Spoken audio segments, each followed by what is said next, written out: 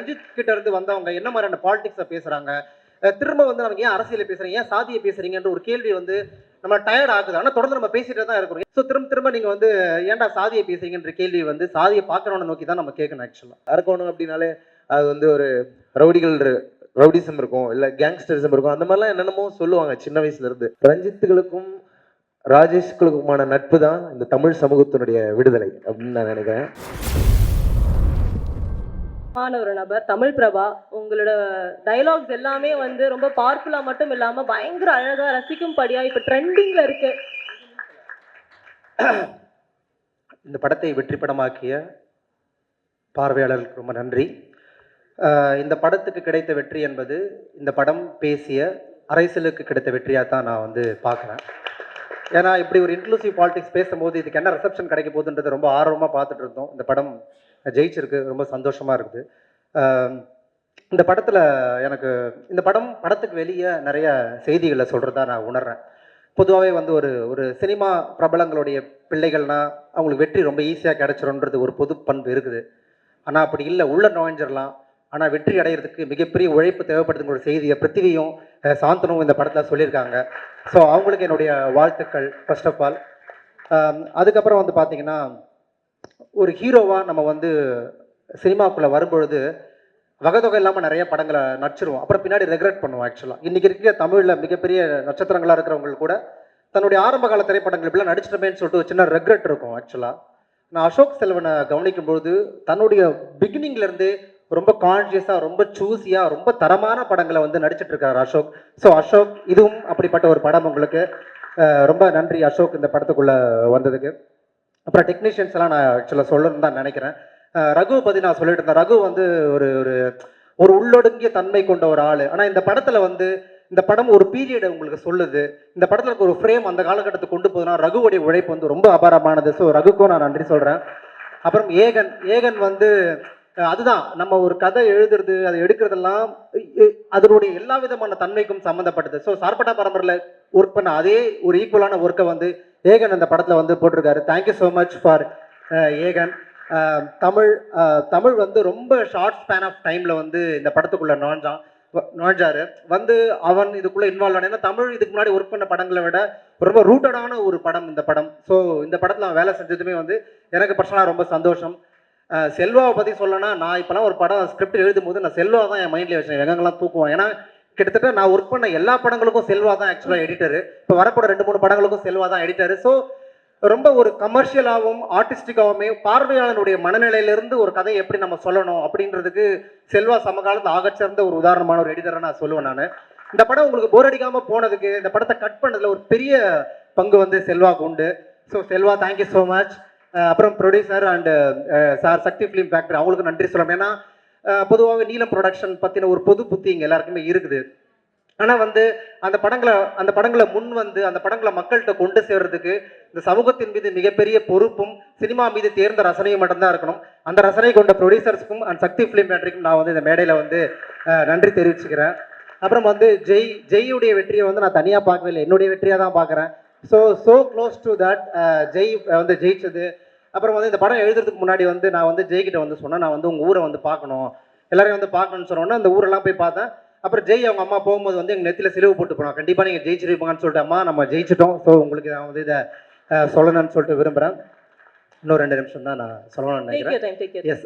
அப்புறம் ரஞ்சித்தை வந்து நான் வந்து அவரை வந்து ஒரு இயக்குனராக பார்க்காம நான் ஒரு இயக்கமாக தான், ஒரு மூமெண்ட்டாக தான் ஆக்சுவலாக நான் பார்க்குறேன். நான் ஏன்னா தமிழில் வந்து நான் கொஞ்சம் ஒரு வரலாற்றை நம்ம பார்க்கும்பொழுது தமிழ் இலக்கியத்தில் சில சில சில இயக்கம் நடந்திருக்கு. உதாரணத்துக்கு எழுத்துன்ற ஒரு சிறுபத்திரிகை மூலமாக கவிதையை பற்றின ஒரு புதிய திறப்பை வந்து அவங்க ஓப்பன் பண்ணாங்க. அதன் மூலமாக நிறைய கவிஞர்கள் வந்து உள்ளே வந்தாங்க. நகுலன், சுந்தர ராமசாமி, சி மணின்னு சொல்லிட்டு நிறைய பேர் உள்ளே வந்தாங்க. அதுக்கப்புறம் வந்து வானம்பாடி அப்படிங்கிற ஒரு கவிதை புதிய அலை வந்து உருவாச்சு. அதில் வந்து பிரபஞ்சன், பா ஜெயபிரகாசம், அப்படி தமிழ்நாடுன்னு சொல்லிட்டு ஒரு புதிய ஒரு அலையை வந்து உருவாக்குனாங்க தமிழ் இலக்கியத்தில். அப்புறம் நிறப்பிரிகைன்னு ஒரு இலக்கிய காலகட்டம், அவங்க ஒரு புதிய மூமெண்ட்டை உருவாக்குனாங்க. நிறைய பேர் அதன் மூலமாக வந்தாங்க. அப்படியே நம்ம சினிமாக்குள்ளே வந்தோம்னா சினிமாவில் ஒரு பெரிய மூமெண்ட் வந்து நிகழ்ந்தது. உதாரணத்துக்கு திராவிடியன் பாலிடிக்ஸ் வந்து சினிமாவில் கொண்டு வரணும் அப்படின்னு சொல்லிட்டு வந்து பார்த்தீங்கன்னா கலைஞர், எம்ஜிஆர், அதுக்கப்புறம் வந்து பார்த்தீங்கன்னா அண்ணா, இவங்க எல்லாருமே சேர்ந்து நிறைய படங்கள் திராவிடியன்ஸ் படங்களாக வந்து கொண்டு வந்தாங்க. அந்த அலை ஓஞ்சதுக்கு அப்புறம் திரும்ப 70 80களில் வந்து ஒரு கம்யூனிஸ்ட் தொடர்பான திரைப்படங்கள் நிறைய வந்தது. கண்சி வந்தால் மண் சிவக்கும், சிவப்பு மல்லி, சட்டம் ஒரு இருட்டறை, சட்டம் ஒரு விளையாட்டு, ராமநாராயணன் கூட அந்த மாதிரி நிறைய 2 3 படங்கள் எடுத்திருக்காரு.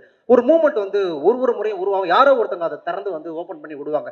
இன்ஃபேக்ட் சொல்ல போனோம்னா ஆபாவானன் கூட ஒரு செட் டீம் வந்து உருவாக்குனாங்க. அதில் விஜயகாந்த் இருந்தார், அருண் பாண்டியன் இருந்தார். ஆனால் ஏதோ ஒரு சூழலில் வந்து அது ஒரு சவால்களால் அவங்களால அதை தொடர்ந்து நிறைவேற்ற முடியாமல் போச்சு. இன்னொரு தரப்பு வந்து உருவானாங்க. வெங்கடேஷ் சக்கரவர்த்தி இருந்தார். அதுக்கப்புறம் வந்து பார்த்தீங்கன்னா ஹரிஹரன் சொல்லிட்டு, இப்போ கடைசியாக பழசி ராஜான்லாம் அவங்க ஒரு டீம் ஒரு மாற்று சினிமா குறித்து தொடர்ந்து தமிழில் வந்து செஞ்சுட்டே இருக்கிறாங்க ஆக்சுவலாக. ஆனால் இந்த தொடர்ச்சிக்கு இந்த பயணத்தில் மிக நீண்ட நாட்களுக்கு பிறகு ஒரு மூமெண்ட்டாக ரஞ்சித் அவர்கள் வந்து உருவாகி இருக்கிறாரு. ஸோ இது ஒரு வரலாறு தான் நான் சொல்லுவேன் நான். ஸோ அப்படி இருக்கிறது மூலமாக நீ ரஞ்சித் கிட்ட இருந்து வந்தவங்க என்ன மாதிரியான பாலிடிக்ஸை பேசுறாங்க, திரும்ப வந்து நமக்கு ஏன் அரசியலை பேசுறீங்க, ஏன் சாதியை பேசுறீங்கன்ற ஒரு கேள்வி வந்து நம்ம டயர்ட் ஆகுது. ஆனால் தொடர்ந்து நம்ம பேசிட்டு தான் இருக்கிறோம். இன்னைக்கு என்ன அவசியம் ஒண்ணுமே இல்லை. நேற்று வந்து திருவண்ணாமலை மாவட்டத்தில் வந்து பார்த்தீங்கன்னா இந்த ஒடுக்கப்பட்ட மக்கள் பட்டியலின மக்கள் நுழைஞ்ச கோயிலை நாங்கள் நுழைய மாட்டோம்னு சொல்லிட்டு ஒட்டுமொத்த ஊரே சேர்ந்து காசு போட்டு ஒரு லேண்ட் வாங்கி ஒரு கோயிலை கட்டுறாங்க. அது இன்னைக்கு நடக்குது. இப்போ அதை படைப்புல நம்ம கொண்டு வரும்பொழுது எப்படி கொண்டு வராமல் இருக்க முடியும்? நம்ம சொல்லுங்க. அது சுவாரஸ்யமா சொல்றோமா, இதை யார் ஒடுக்குறானோ அவனும் இதை போய் சேர்ற இடத்துல சொல்றோமா அப்படிங்கிறத நம்ம பேசுறோம். ஸோ திரும்ப நீங்க வந்து ஏன்டா சாதியை பேசுறீங்கன்ற கேள்வி வந்து சாதியை பார்க்கறவனை நோக்கி தான் நம்ம கேட்கணும். ஆக்சுவலா அவ்வளோ கான்சியஸா காசை போட்டு ஒரு லேண்ட் வாங்கி இந்த மக்கள் இந்த கோயில்களை வந்துட்டாங்க, நாங்க நுழைய மாட்டோன்ற ஒரு இடம் இருக்குதுல்ல, இன்னைக்கு சமகாலத்தில் நடக்குது. அரசு இந்து சமய அறநிலைத்துறை வந்து என்ன பண்றாங்கன்னா, அவங்க வந்து இல்ல இந்த மக்கள் உள்ள வரணும், எல்லாரும் வரணும்னு சொல்லிட்டு ஒரு அரசு ஆர்டர் போட்டதை ஒரு மக்கள் சேர்ந்து தடுத்து நிறுத்துறாங்க. இந்த சமகாலத்துல இதை பார்த்து கொண்டிருக்க அந்த திருவண்ணாமலையில சேர்ந்த ஒரு கலைஞன் வரான். அவன் வந்து எந்த படமா எடுப்பான்? ஆக்சுவலா அவனை பாதிச்சதானே படமா எடுப்பான். அப்ப நம்ம அந்த அரசியல் வந்து புரிஞ்சுக்கணும்னு நான் நினைக்கிறேன். அப்படி ஜெய் தன்னுடைய அரக்கோணத்துல நிகழ்ந்த ஒரு அரசியல் வாழ்க்கையை ரொம்ப சுவாரஸ்யமா படமா எடுத்திருக்காரு. அதை வெற்றி படமாக்கிய மக்களுக்கு ரொம்ப நன்றி. இந்த படத்தில் நடித்த எல்லா கலைஞர்களுக்கும் நான் பெயரை மறந்ததுனா ரொம்ப நன்றி. Thank you so much. தொடர்ந்து நாம் பேசுவோம், உரையாடுவோம். நன்றி. தேங்க்யூ. அடுத்ததாக அறிவு, தமிழையும் அறிவையும் பிரிக்கவே முடியாது. அதான் ஒரே ஒரு லைன் அவருக்கு, பஞ்ச் லைன். ஒரு சில வார்த்தைகள் அறிவு. எல்லாருக்கும் வணக்கம். ப்ளூ ஸ்டார் திரைப்படம் படத்தை தியேட்டர்ல பார்த்த பிறகு எனக்குள்ள ஒரு தாட் இருந்தது. ரஞ்சித்துகளுக்கும் ராஜேஷ்களுக்குமான நட்பு தான் இந்த தமிழ் சமூகத்தினுடைய விடுதலை அப்படின்னு நான் நினைக்கிறேன். ரஞ்சித்தும் ராஜேஷும் வரலாறு முழுக்க நண்பர்களாகவே இருக்கணும் அப்படின்னு நான் விரும்புகிறேன். இந்திய நிலம் முழுக்க இருக்கக்கூடிய அத்தனை ரஞ்சித்துகளும் ராஜேஷ்களும் ப்ளூ ஸ்டார் திரைப்படம் அவர்களை ஒன்று சேர்க்கிற ஒரு முயற்சியை, அந்த அன்பை வெளிப்படுத்தி இருக்கிறது எனக்கு ரொம்ப ரொம்ப மகிழ்ச்சி.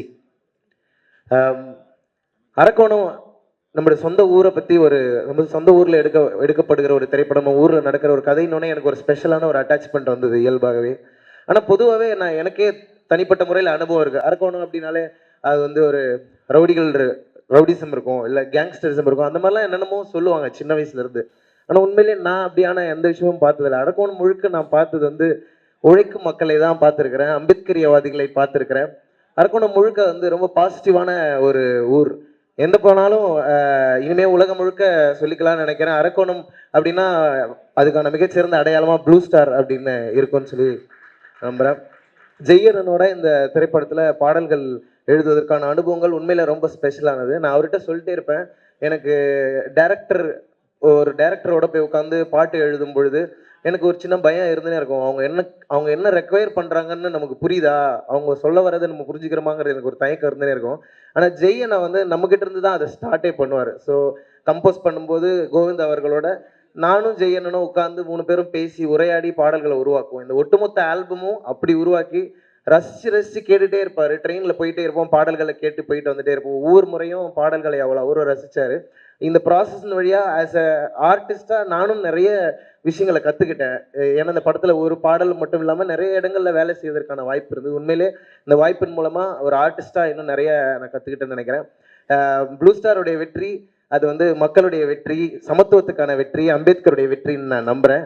அதனால ப்ளூ ஸ்டார் படக்குழுவினர் மேடையில் இருக்கிற எல்லாருமே வந்து எனக்கு படத்துல இருக்கிற கேரக்டர்ஸாவே ஃபீல் ஆகுறாங்க. அதுதான் இந்த அவர்களுடைய நடிப்பு திறமைக்கான அந்த வெற்றின்னு நான் நம்புறேன். நான் உண்மையிலே எல்லாருமே ரொம்ப சூப்பராக பர்ஃபார்ம் பண்ணியிருந்தாங்க. கதாநாயகன் கதாநாயகி உட்பட அனைவருக்கும் என்னுடைய மனமார்ந்த வாழ்த்துக்களையும் இந்த திரைப்படத்தில் பங்காற்றியதற்கு என்னுடைய மிகப்பெரிய நன்றியும் தெரிவித்துக் கொள்கிறேன். தேங்க்யூ.